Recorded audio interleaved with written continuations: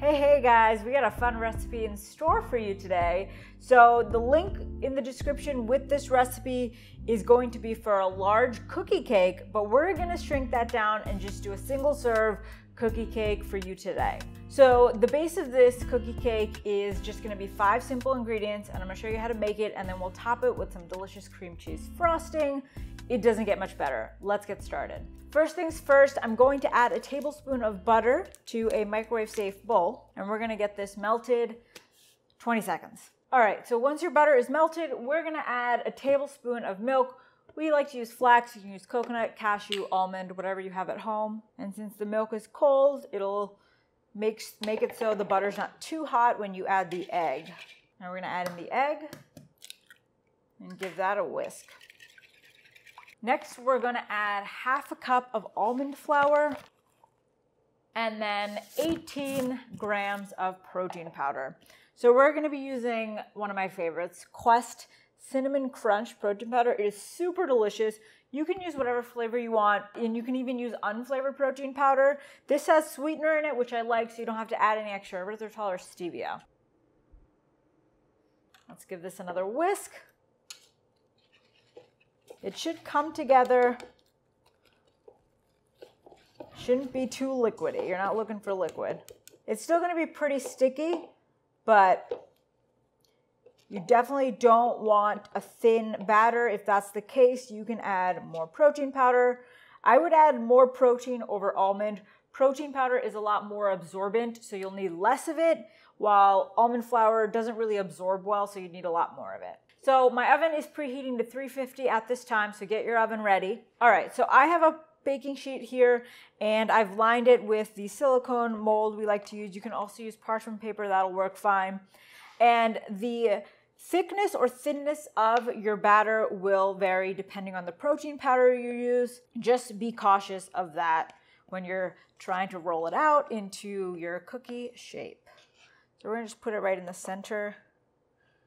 Okay, and since this batter dough is pretty thin and sticky, before I lay my second piece of parchment paper on top, I am going to grease it so that it doesn't stick.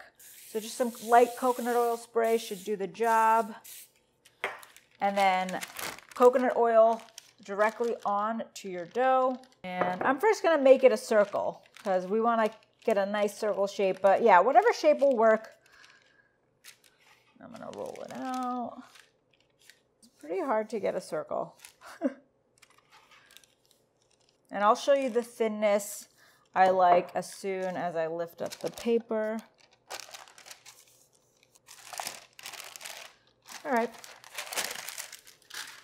See how easy that came off with the coconut oil spray? So this is the thinness I like.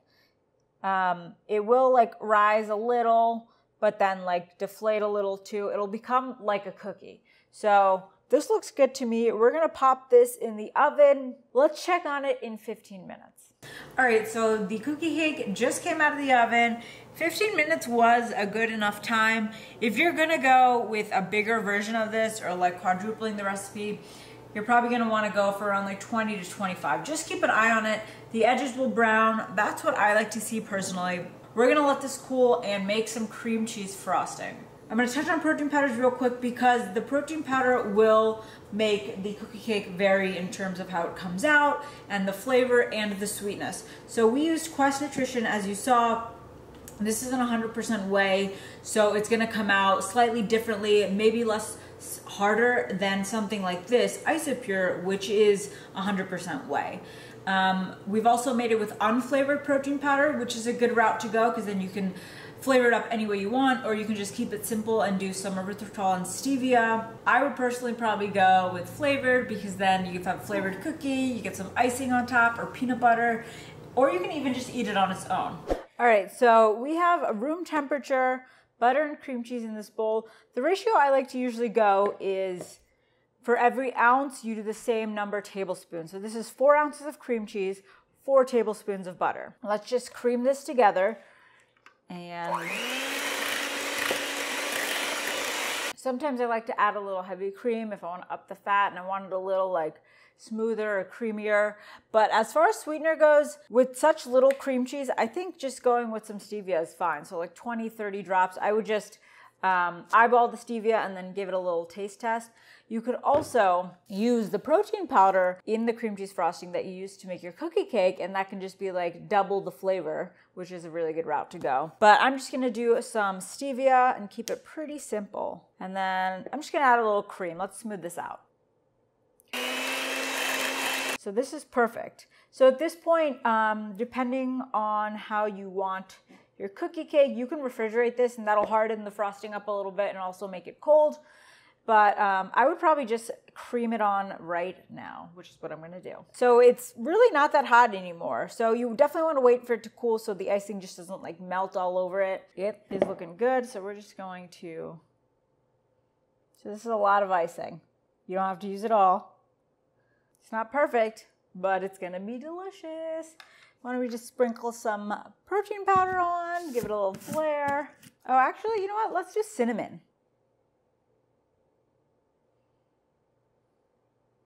So if you check out the description below that has the blog post for this, that has the ingredients, the instructions, how to make it, you'll see that we made a cookie cake 4 times the size, and then we did a bunch of different toppings so you can get some ideas. We did peanut butter on one, we did a chocolate drizzle, we did this cream cheese frosting with berries, so you can really go any way you want. We kept it pretty simple here, but have fun with it and let us know what you make below. Now for the taste test. We're back, guys. I'm gonna be doing the taste test here because Mega cannot have almond flour. You guys gotta get used to this. I'm gonna be doing this a lot moving forward. The dessert pizza is done.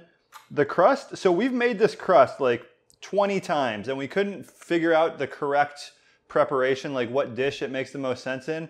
We came up with this. We tried it in like pretzels, like Auntie Anne style pretzels. We tried cinnamon rolls. We tried a bunch of stuff. This is the best. And I would describe the crust as almost like a Pop-Tart consistency. Like you could probably get crazy, somehow make Pop-Tarts out of this crust if you really wanted to. But I'm just gonna get in here and give it a try. And I would say, so this is the first time we made it using the Quest protein, which is 40% casein. We've been making it with 100% whey, and the crust comes out a little bit harder when you do that. I think I prefer this, just based on feeling it. I haven't tried it yet though. So here we go. And guys, the Cinnamon Toast Crunch Quest protein powder is delicious. Whoa. The cream cheese frosting is on the money. It's a perfect blend with the Cinnamon Toast Crunch protein powder. And the good thing about this frosting, this is good because it's really high fat, whereas the crust is a lot of protein. So it's a good balance to make it kind of like a decent keto dessert as opposed to just a really high protein bodybuilder style dessert. Definitely give it a try. You can also bake these into little cookies if you want. You can do whatever you want. You can make them as ice cream sandwiches. Give this a try, guys. This is one of our best and probably like among the healthiest desserts we've made.